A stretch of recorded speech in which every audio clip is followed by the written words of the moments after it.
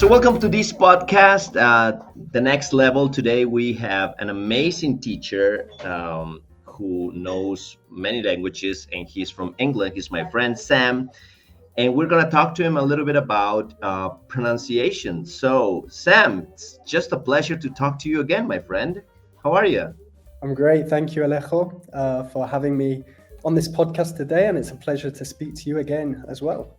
I love how you pronounce my name. It sounds so Spanish, like from Madrid, Alejo, like that J sound. Well done, my friend. How's your Spanish? This is, I guess, improving a lot, right? Está bien. No, I'm not speaking so much Spanish these days, Okay. but I have some Spanish friends, so I do practice my Spanish still from time to time. That's very good. That's very good. Oh, Sam, so you're from England. I love, and I think we all do, we all love that accent. Um, I would like to talk to you about pronunciation, okay? Pronunciation. And you've been teaching all over the world.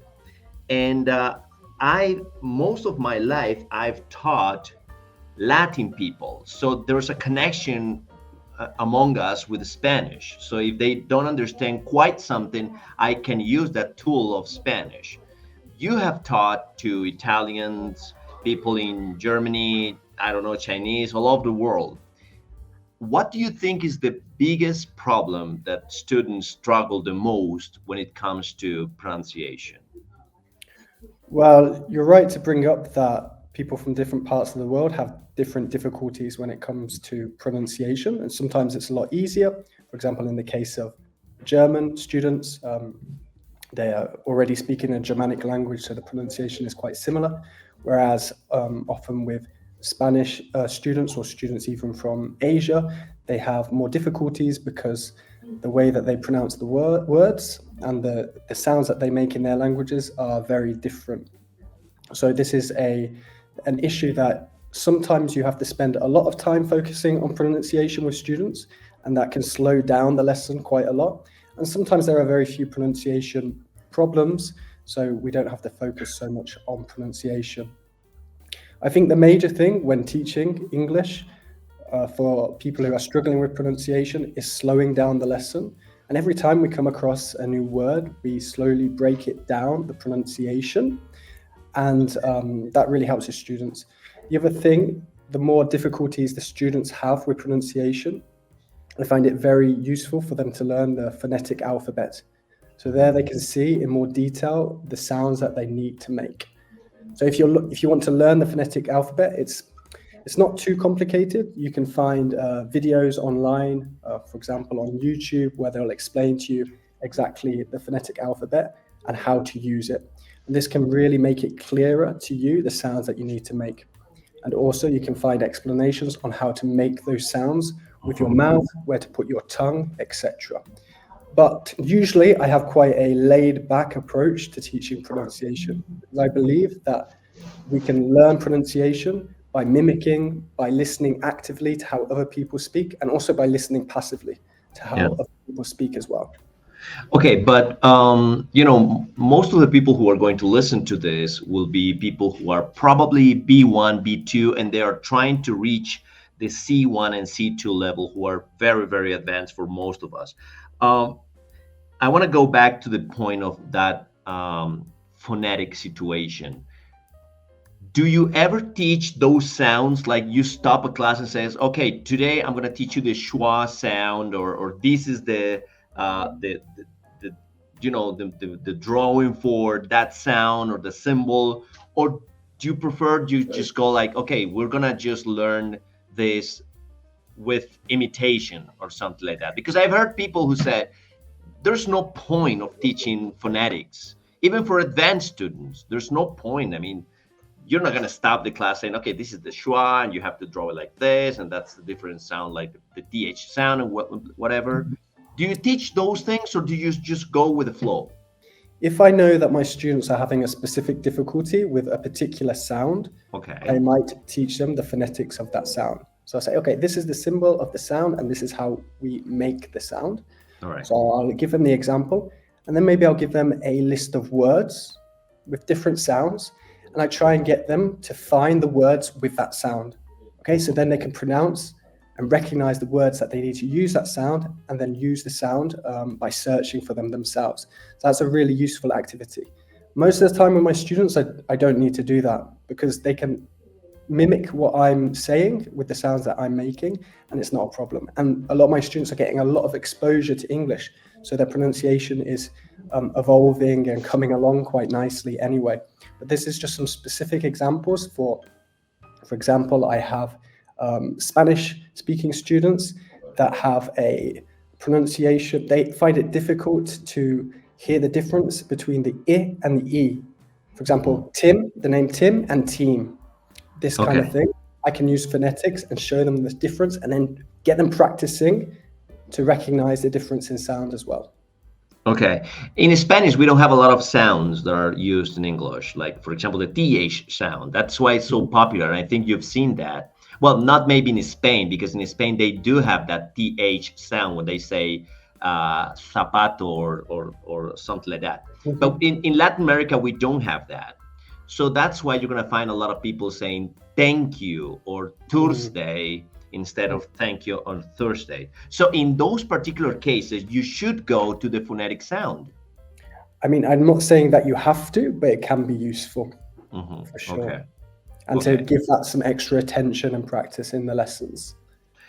Where do you focus more the pronunciation? In the early stages, like A1, A2, or do you really want to make sure that they go to B1, B2 with great pronunciation? Or is it something that is always present during the lessons? I think that you're more likely to spend more time working on pronunciation at a lower level, but it's something that students are continuously developing. You'll never perfect your pronunciation. I'm a native speaker and I still mispronounce words. Sometimes it's a slip of the tongue, so I accidentally mispronounce something. Sometimes it's a bad habit. So there are some words that even native speakers, we like to mispronounce, because it's become almost common to pronounce it that way, and we don't realize we're making a mistake. And sometimes it's a difficult word that I'm not used to, and I might mispronounce it the first time, the second time, until I look up how to actually mispronounce it. So, we're always developing our pronunciation skills. So don't feel like there's an end where you go, okay, I don't need to work on my pronunciation anymore. You should be always thinking about your pronunciation and trying to improve it. One of the things that I get the most is, teacher, is this American or British? With some words and with some different meanings, but especially on pronunciation. Do you get that when you have students, in Europe, and they said, am I pronouncing it like an American or like a British person? I don't think it's something people focus on too much in Europe. Most schools in Europe are teaching British English, but then students are exposed to a lot of American English. So I think what we end up with our students that actually start to develop more of a accent in the language as well. Not only the pronunciation, but the kind of accent, the rhythm in which they're speaking, is that they actually have a bit of a mix between British and American English. Yeah, some words they're pronouncing with British pronunciation, and some words they are pronouncing with American pronunciation. Even I do it. Like, technically, in British English, we're supposed to pronounce the word schedule. Schedule. All right. That's the British way, and the American way is schedule. Oh, I didn't know that it was. What was that again? The British one? Schedule. Oh, wow. Schedule. It does sound better in American schedule. I think it's a little bit easier to do it. Like water will be better doing it in British. But I often pronounce schedule. So I pronounce it as well, the American way. Okay. I guess it's because you have taught so many people that you get the influence of many, many languages, probably. I think the influence is TV and movies as well. There you go. And that was another thing that, people tend to study watching movies and watching TV series. And in those movies or TV series, they are not teaching, they're just talking. So sometimes they use words that you wouldn't teach in a class. Like when I say, she ain't my friend, this kind of slang stuff like that. Do you approach these kind of things or do you let the students to discover them through movies and pop culture? I mean, usually our syllabus or what we're doing in school doesn't involve slang or quite informal English. But if I hear it in my class, I don't necessarily correct them. I might bring it up and go, oh, okay. Sarah said ain't. What's this mean, ain't? Mhm. Do you think it's correct English? Some students might say yes, some students might say no. Then one might break, what is ain't? Okay, is not, isn't, ain't. We can break down exactly what the words are, and then we can go, okay, this is kind of a slang English. And it starts to, I want to encourage my students to sound natural in English. So using slang terms and informal English is part of sounding natural in the language. All right. Sam, as I told you before, people who are going to watch this, they are thinking, how do I do to go from B2 to C1 and C2? Normally, they wouldn't be in a regular course. They will be studying by themselves because they have already finished the B1 course, which I think normally, I don't know in Europe, but in Latin America, normally all courses they stop in B1 or B2. They never go to C1 and C2. And not a lot of students particularly ask for those levels. So if someone is watching this and they are studying by themselves, what would be your suggestion, your recommendation? What should they do to start improving their pronunciation by themselves? I mean, B2 is a good level, but if they really want to sound like a native person, which is something that we all do, we really want to do it, what should they do? Well, I think the biggest thing that you need to do is that you need to immerse yourself in the language as much as possible. It's a lot of work to get from B2 to C1. It's a big jump to becoming an advanced speaker of the language. It's not something that is easy or should be easy to do. So you need to listen to a lot of the language, also to improve your pronunciation. So listening to native speakers, listening to podcasts, listening to music, listening to audiobooks. And you can actively listen. So I want you to pay attention to the way the words are pronounced and the intonation of the word. Okay, so at some times, I want you to actively listen and pay a lot of attention to how somebody is speaking, but also passively listen as well, because our brains are very clever. They're taking in all of the information, processing it, and even though we're listening, it's then going to start copying what is heard in the way that you speak. So when my Spanish pronunciation isn't perfect, but when I was trying to improve my Spanish pronunciation, I was falling to sleep listening to Spanish radio. Oh, really? Listening to Spanish music and listening to them speak. Just immersing myself, being around it all of the time. When I go back to Spain, probably my pronunciation is a bit bad.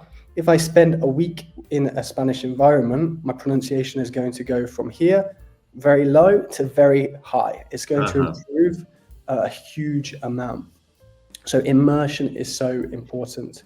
If you really want to improve some weaknesses that you have in your pronunciation, I suggest that you can work with some apps. So there are some apps that particularly target your pronunciation skills, and they correct you on the mistakes that you've made and give you feedback and tips. And in those apps, you can find, okay, I'm pronouncing the R wrong in English. So it will actually explain to you how to pronounce it well, and it will give you feedback on your pronunciation. There are many little activities you can do as well, like doing tongue twisters in the language. For example, if you're doing the TH sound, maybe find a tongue twister using the TH. And watching a lot of movies, even reading can help your pronunciation. So I get my students to read out loud and also record themselves reading and then watch it back.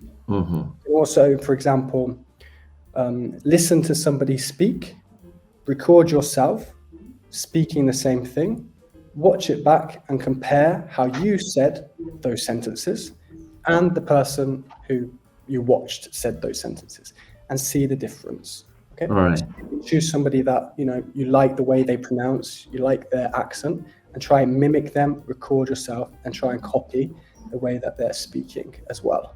So those are a few exercises that you can do.